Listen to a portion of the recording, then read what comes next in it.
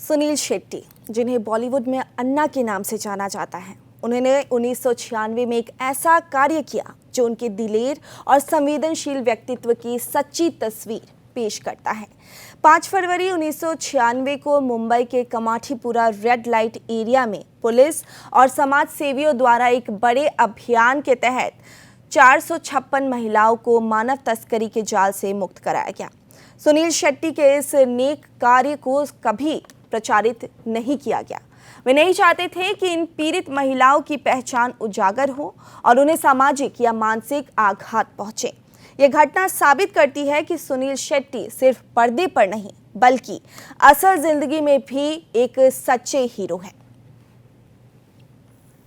It was in that moment that Sunil Shetty, not the actor, not the superstar, but the human being, quietly stepped forward. Alongside his mother-in-law, the police, and the NGO, he helped arrange their documents, plane tickets, and ensured 128 women returned to Kathmandu back to their dignity, to their hope, and to their home.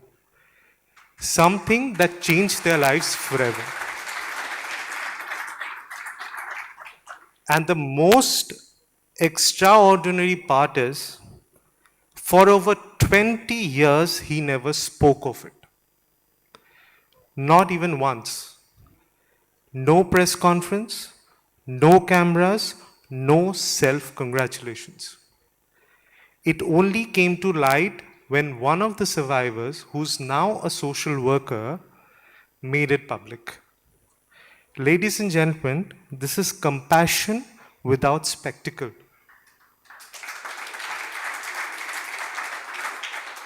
This is actually what it means to have muscle of steel and a heart of gold.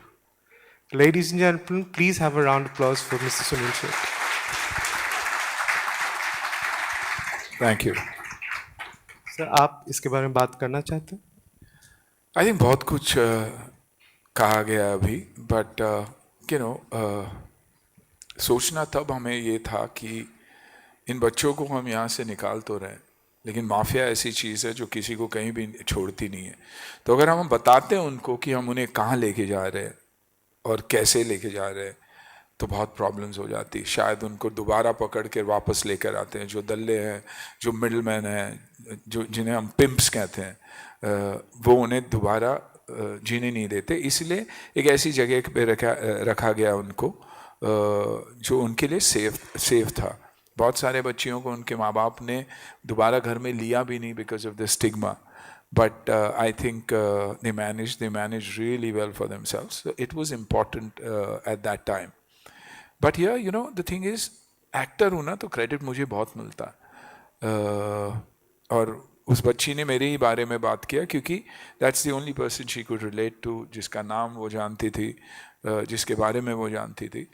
लेकिन I think the force was my mother-in-law, my late mother-in-law, विप्ला Qadri, जिनके नाम पे आज foundation, विप्ला foundation चलता है, और वो सारे NGOs जिन्होंने साथ दिया, वहाँ की पुलिस, वो बच्चियाँ तो खुद इतने महीनों के लिए इस ऑपरेशन के बारे में किसी से नहीं बताया, which is very difficult, very very difficult. कि खुशी में कभी कभार हम बोल देते हैं कि यार I think we are going to get out of here, डर से बोल देते हैं, गम में बोल देते हैं, लेकिन वैसा नहीं हुआ। Everybody was